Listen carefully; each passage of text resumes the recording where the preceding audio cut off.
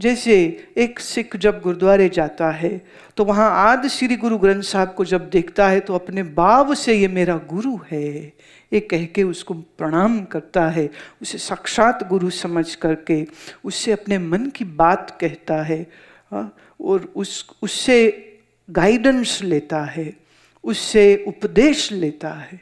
भाव है, मेरा गुरु है ये। तो गुरु और गुरु की वाणी दोनों एक, इसलिए तो हम उसको गुरु वाणी बोलते। तो ये भाव की बात हो गई। तो एक सिख के लिए गुरु ग्रंथ साहिब इष्ट है, एक कृष्ण भक्त के लिए कृष्ण इष्ट है, शिव भक्त के लिए शिव इष्ट है, राम भक्त के लिए राम इष्ट है। याद रहे, इष्ट से हम शुरू करते हैं साधना। पहुंचना कहाँ है? पर ब्रह्म परमात्मा में, जहाँ कोई चिन्ह नहीं, कोई आकार नहीं, कोई रूप नहीं, कोई रंग नहीं है। वहाँ पर न रूप न रेख न रंग, रूप न रेख न रंग किछ, त्रैगुण ते प्रभ भिन्न, तिसे बुझाए नानका जिस होवे सो प्रसन्न। जिस पर प्रभु प्रसन्न होते हैं वही जान पाएगा कि बिना रूप, बिना किसी रेखा, बिना किसी आकार का वो चैतन्य परमात्मा कौन है, कैसा है, कहाँ है। ये समझ लाने के लिए इष्ट की साधना आराधना आवश्यक होती है। और लक्ष्य इष्ट की पूजा नहीं है। मैं आपको कल ही कहा कि मीरा कृष्ण से शुरू हुई, सारा जीवन कृष्ण की मूर्ति संग संग लिए जाती थी, जहां जावे कृष्ण मूर्ति संग। यहाँ तक कि जब फेरे हो रहे थे तो घूंघट में भी उसने कृष्ण को ही रखा था। और वो ये भाव करती थी कि मेरे फेरे कृष्ण से हो रहे, ना कि राणा से हो रहे। ससुराल गई तो भी शिराने भी कृष्ण ही रखे, और फिर हार के राणा जी को मंदिर बनवा के देना पड़ा, क्योंकि वो तो मूर्ति से अलग ही ना करे अपने आप को पूरे समय साथ। वर्षों कृष्ण प्रेम, वर्षों कृष्ण का श्रृंगार, कृष्ण का दर्शन, कृष्ण की आरती। और फिर आए गुरु रैदास उसके जीवन में, तो उन्होंने समझाया, ज्ञान दिया। कृष्ण वो नहीं जो कभी दिखे कभी ना दिखे, कृष्ण तो आत्मा है, तेरा ही आत्मा है, आत्म देवस्य है वो। तो पर प्रारंभ के लिए अच्छा रहता है, हम कहीं से तो शुरू हों, पर ज्ञान मार्ग में, वेदांत मार्ग में हम अलग किसी इष्ट की आवश्यकता नहीं समझते। हमारा आचार्य, हमारा गुरु, हमारे लिए वही इष्ट होता है। इसीलिए कहा गुरु ब्रह्मा गुरुर विष्णु गुरुर्देवो महेश्वरः। गुरु में ही ब्रह्मा का, विष्णु का, शिव का भाव करता है। तो इसलिए वेदांत में अलग से किसी इष्ट की उपासना नहीं कही गई है, पर भक्ति मार्ग में या संत मार्ग में अच्छा एक शुरुआत के लिए it is very good. Pramod Kumar Gupta ji का प्रश्न है, मैं 3 वर्ष पूर्व पैरालिसिस अटैक हुआ, लेफ्ट साइड हाथ एवं पैर प्रभावित हैं, ट्रीटमेंट और फिजियोथेरेपी हो रही है, प्राणायाम रेगुलर कर रहा हूँ। आपकी पुस्तक योग से आरोग्य भी पढ़ी, पर पैरालिसिस के संबंध में कुछ स्पष्ट निर्देश नहीं मिला या मैं समझ नहीं सका। कृपया इस पर थोड़ा प्रकाश डालिए। प्रतिदिन सुनता हूँ, ऐसे आसन प्राणायाम करता हूँ। देखिए, पैरालिसिस होने के लिए, पक्षाघात होने के पीछे एक सबसे बड़ा कारण, हम आयुर्वेद में एक चीज को मानते हैं, ये अति वायु की विकृति होती है। दूसरा, ये रक्तचाप बहुत हाई होना चाहिए। आपने ये लिखा नहीं है कि आपको हाई ब्लड प्रेशर है। देखिए, लोग कहते हैं जी हमारा हाई बीपी है, 100 वाट एक गोली खा लेते हम ठीक रहते हैं। गोली खाने के बाद भी अगर आपका ब्लड प्रेशर कंट्रोल्ड नहीं रहा तो किसी भी समय स्ट्रोक होने की संभावना है। हार्ट का, ब्रेन का, लीवर का, किडनी का, any stroke can happen at any time. अब ये वायु विकृति क्यों होती है? तनाव से, स्ट्रेस से, और घी ना खाना, और कब्ज रहना, और रात की नींद ठीक ना लेना, ये कारण है। तनाव रहेगा और चिंता चिंता चिंता।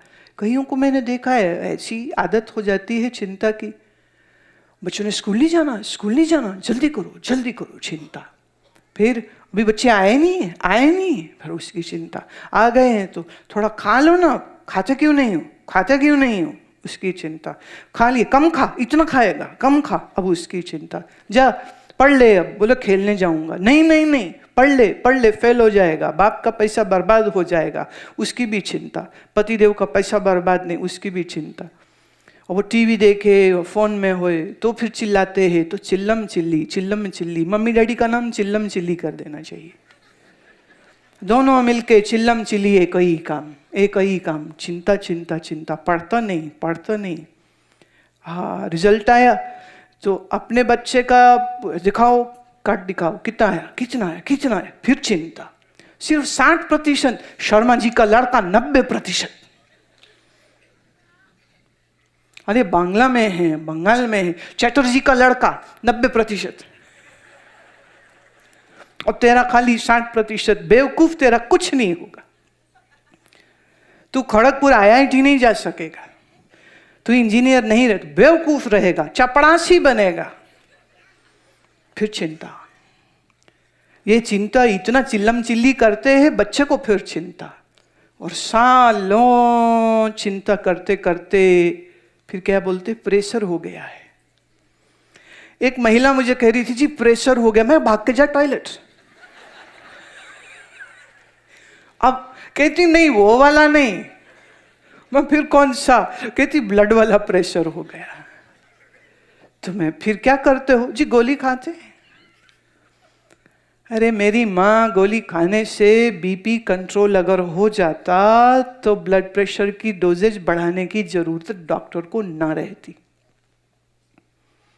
वो डोजेज बढ़ाएगा, आप खाए जाओगे, चिंता करनी छोड़ोगे नहीं, चिल्लम चिल्ली।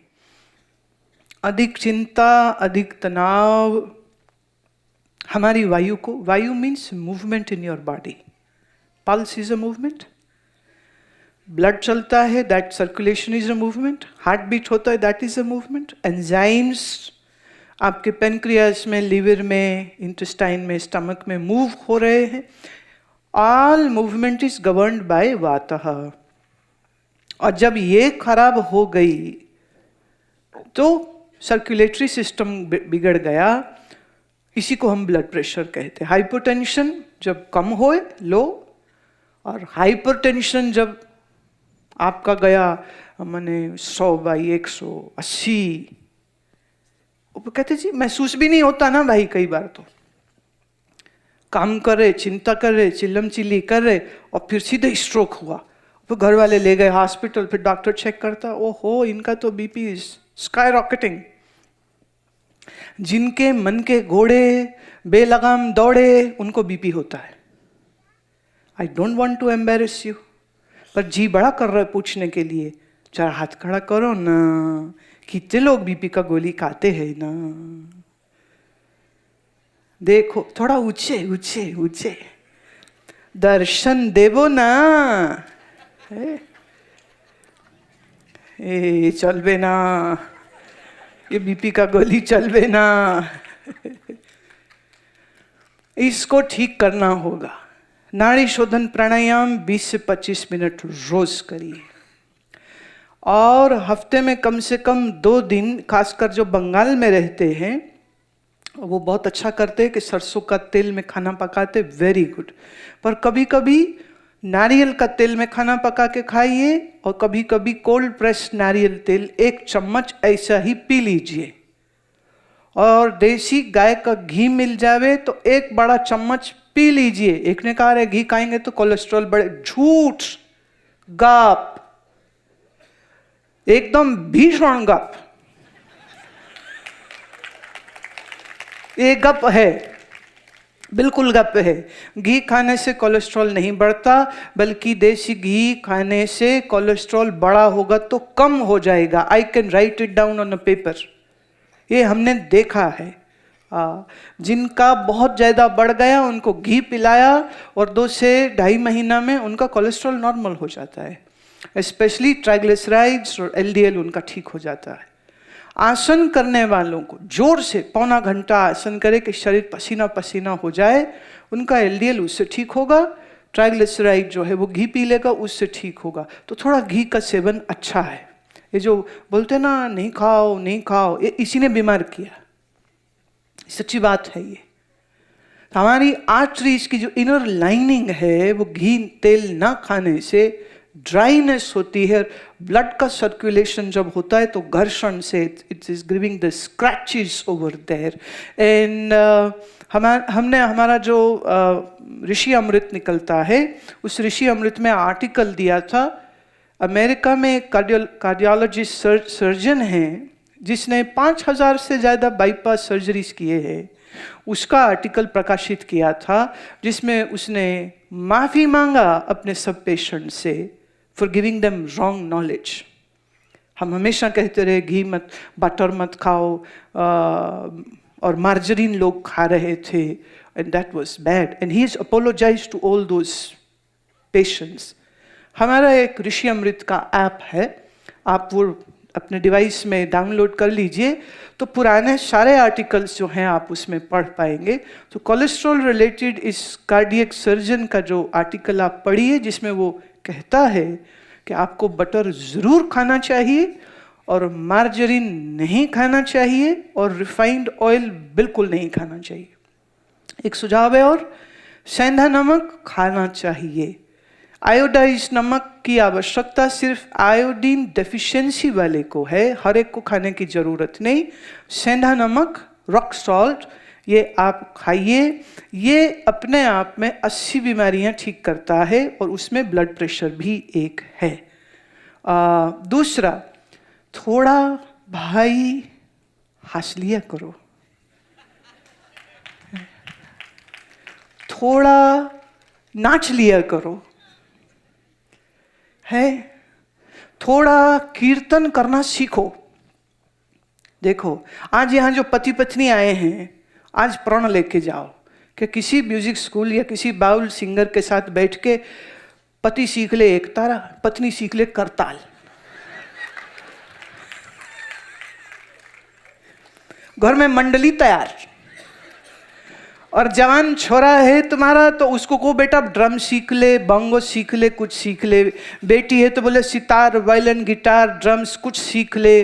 तो फैमिली ऑर्केस्ट्रा बनाइए। Please do this, you will see आपकी दवाइयों की जो शेल्फ है वो बिल्कुल खाली हो जाएगी 6 महीने में, आपको दवाओं की जरूरत नहीं रह जाएगी। A Bengali is known by his or her music and by his or her dance। वो बंगाली कैसा जो नाचना ना जाने, वो बंगाली कैसा जो गाना ना जाने। तो अभी क्या करने का है, कल तो संडे है बंद है, तो मंडे सबसे पहले एक म्यूजिक स्टोर में जाओ, एक तारा खरीदो, करताल खरीदो और बजाबो और चिंता करो ना, है, और दुनिया से प्रीति करो ना, दुनिया से प्रीति करो ना, भगवान से प्रीति करो। तो भगवान से प्रीति करने वालों को ब्लड प्रेशर हाई नहीं हो सकता है। तुमने कभी सुना किसी योगी को जो बीपी हाई की गोली खा रहा? ओ माय गॉड, कैसा लगेगा ना वो। योगी को ऐसा नहीं कि कभी कभी चिंता नहीं होती, चेले खटपटिए आते हैं, हाँ चेले खटपटिया आते हैं, मौज मेला करने आते हैं, पॉलिटिक्स करे, झूठ बोले, चुगली करे, निंदा करे, झगड़ा करे, ऐसा आते। मेरे भी आ जाते हैं, पर मैं कहती हूँ चल बे ना, मेरे संगे चल बे ना, झूठा प्रीति मेरे संगे चल बे ना, आउट, बाहर का दरवाजा दिखा देते हैं। प्रीति करे सच्ची, प्रीति सिर्फ गुरु से या भगवान से हो सकती है, दुनिया में तो गुजारा होता है। एक पत्नी कह रही थी, कह रही जी हमारी 50th मैरिज एनिवर्सरी आ रही है, हम आपके पास आशीर्वाद लेने आएंगे। मैं हाँ जरूर आओ। कहती लेना ही पड़ेगा, इसको झेला है मैंने, इसको झेला है मैंने, I have bagged this gentleman. आदमी बोला, बोले हाँ हाँ तू ही बोल ले, कोई मेरी भी सुन ले कथा तो लग जाएगा पता कि मैंने तुझे झेला कि तूने मुझे झेला है। और दोनों आपस में लड़ पड़े। मैंने कहा भाई आपकी एनिवर्सरी से पहले कहीं तलाक ही ना हो जाए, तो मौन रखो, चुप रहो। तुम दोनों बड़े वीर, महावीर, दोनों एक दूसरे को झेल लिए, दोनों बहुत तुम अच्छे हो, सुंदर हो, अक्लमंद हो, तो पत्नी बोली पड़ी, बोले काहे की अक्लमंद, इस भोंदू से शादी कर लिए हम, हमें अकल होती तो हम इससे शादी ना करते। तो लोगों का जो पर्चा है ना शादी का, विवाह का, फैमिली लाइफ का, वो खोल दो तो बड़ा प्रॉब्लम है भाई उसमें। बेटी नहीं अच्छी, बेटी अच्छी तो दामाद नहीं अच्छा, लड़का अच्छा तो बहू नहीं अच्छी, बहू अच्छी तो लड़का नहीं अच्छा, बॉस नहीं अच्छा, हाँ, नौकर नहीं अच्छा, पड़ोसी नहीं अच्छा, सरकार नहीं अच्छी, ये पॉलिसी नहीं अच्छी। हम एक चीज का गुस्सा गुस्सा गुस्सा गुस्सा गुस्सा, और फिर एक दिन फुस हो जाता है शरीर, ये क्या है, स्ट्रोक हो गया। मेरा सुझाव है आपके लिए, अगर कोई अच्छा एक्यूपंक्चरिस्ट यहाँ कोलकाता में आपको मिल जाए, और चूंकि आपका अभी अभी ये केस हुआ है प्रमोद कुमार जी, तो एक्यूपंक्चर में बहुत अच्छे रिजल्ट्स मैंने देखे हैं और उसमें बहुत जल्दी फर्क आ सकता है। या किसी आयुर्वेद ग्राम में आप जाकर के अपना पंचकर्म करावें, उसमें कुछ विशेष औषधीय तेल होते हैं जिसकी मालिश से वापस revive movement of your hand and foot and leg will come back. इसमें इतना इसकी चिंता मत करो, अब जो हो गया। Be happy, be cheerful, be peaceful. Either acupuncture या आयुर्वेद, दोनों में कोई एक चीज अपनाइए। और आप जितने जनमानुष बैठे हैं, आप सबको प्रार्थना है कि ऐसी स्थिति आने न दीजिएगा। Keep your mind cool like cucumber, ठंडा रखो मन। कोई नाराज हो जाए, कोई बात नहीं, जो नाराज हुआ एक दिन राजी हो ही जाएगा। हाँ, कोई आवे मिले, प्यार से मिलो, मोहब्बत से मिलो, प्यार से मिलो। And again create a family orchestra, समझे?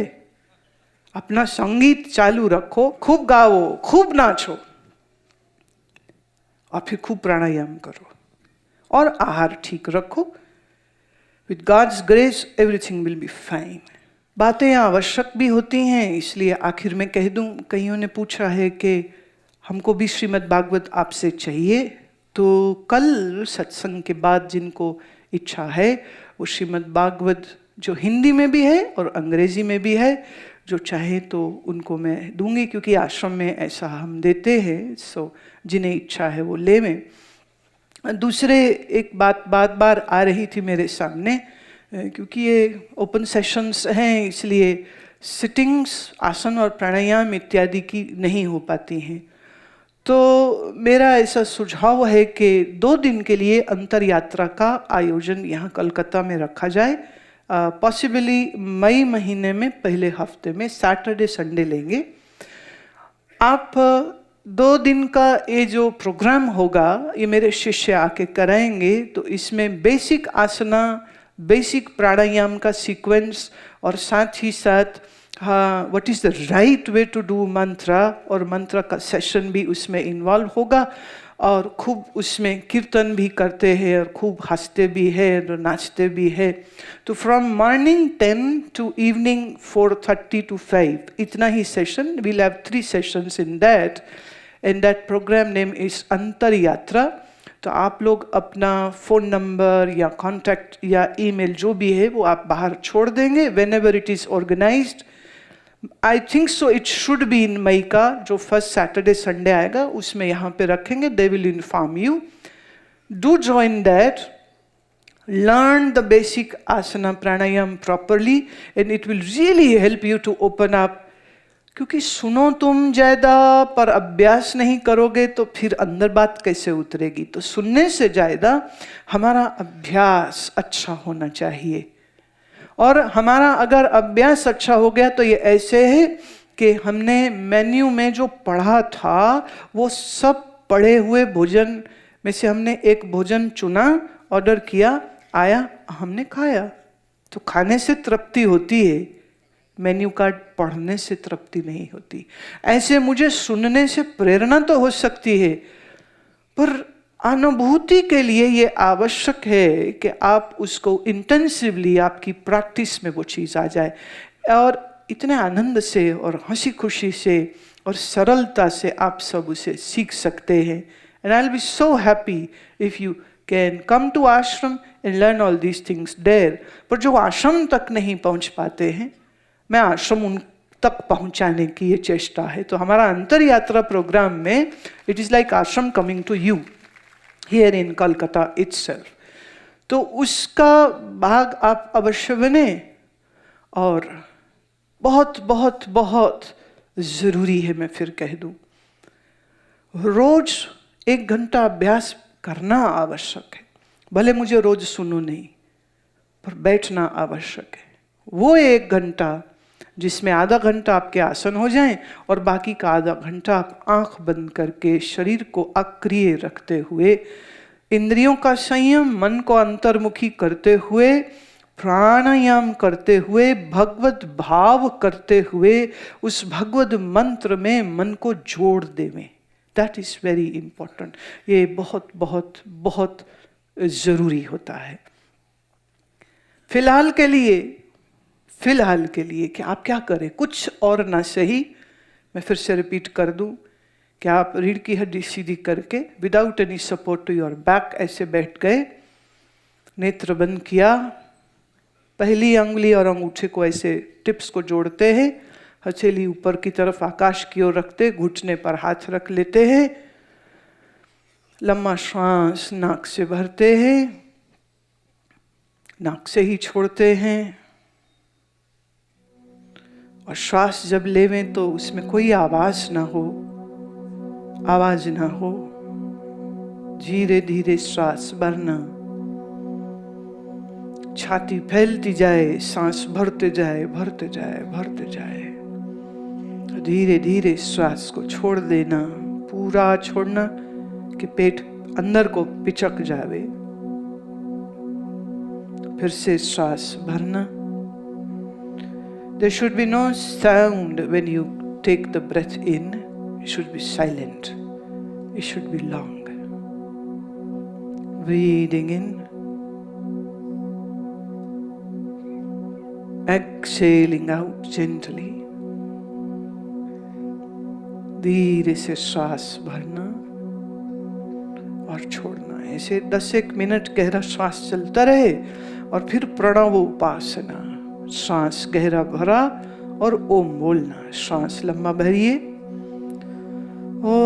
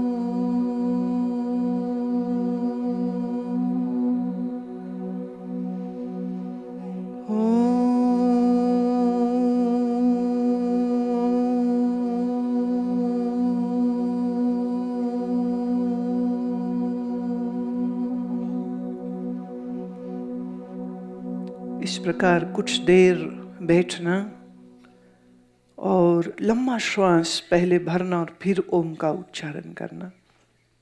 अब इसमें कोई मुश्किल नहीं है, बहुत सहज है, आसानी से कोई भी इसको कर सकता है। 15 मिनट, 10 मिनट, 20 मिनट, जितना आप समय दे सके उतना समय दीजिए। इट विल काम your nerves, it will relax your mind, it will relax your body. और ख़ास करके जिनको रात नींद नहीं आती है या देर से आती है, एक छोटा सा आयुर्वेद का आपको टिप दे देते हैं। नारियल का तेल से पैर की तली में मालिश करिए, the sole of your feet, और घुटने तलक टांग को मालिश करिए। थोड़ा तेल ऐसे अंगुली में लगा के ईयर लोब, ये जो हमारा कान का नरम हिस्सा है, इस पर ऐसा हल्का हल्का मालिश यहाँ पे करें और ड्रॉपर में डाल के 2-2 बूंद नाक में ये नारियल का तेल डाल लीजिए और फिर ऐसा बैठ के ओंकार का ध्वनि करें और फिर जब लगे कि आप सो जाएं तो बस लेट जाइए। आप देखिए आपको नींद इतनी बढ़िया आएगी, गहरी नींद आएगी और सुबह एकदम फ्रेश और एनर्जेटिक तुम उठोगे। आयुर्वेद बहुत जीवन के लिए उपयोगी है और मुझे ऐसा लगता है कि हर व्यक्ति को आयुर्वेद का ज्ञान अवश्य होना चाहिए। इसीलिए मैंने एक किताब ये लिखी है, आयुर्वेद के मूलभूत सिद्धांत, हिंदी में है और इंग्लिश में है the basic principles of Ayurveda. It is for any common ले मैन टू अंडरस्टैंड। ये पुस्तक आपको बहुत सहायता देगी जिससे आप अपने शरीर को भी समझ पाए और रोग क्यों होते हैं वो समझ पाए, ऋतुएं क्या हैं समझ पाए, आहार अच्छा क्या है, वो क्या खाना चाहिए वो समझ पाए, क्या नहीं खाना चाहिए ये समझ पाए। ये आपके लिए बहुत हेल्पफुल होगा। ये पुस्तक आपको बाहर मिल जाएगा। इसका ई बुक आप डाउनलोड कर सकते हैं हमारी साइट से या अमेज़ॉन से भी मिल जाएगा। कल यहाँ आखिरी सत्संग है और फिर से आपको मिलने के लिए मुझे अभी तो जाना होगा, तो अभी जाऊंगी तो कल आऊंगी। इतना कह के वाणी को विश्राम। आप सबको मेरा बहुत प्यार भरा नमस्कार स्वीकार करें। प्रभु आप सबको प्रसन्न, आनंदित, सुखी, स्वस्थ होने का अवसर देवे। बोलो सच्चिदानंद भगवान की, श्री सद्गुरुदेव भगवान की, बोलो भाई सब संतन की जय।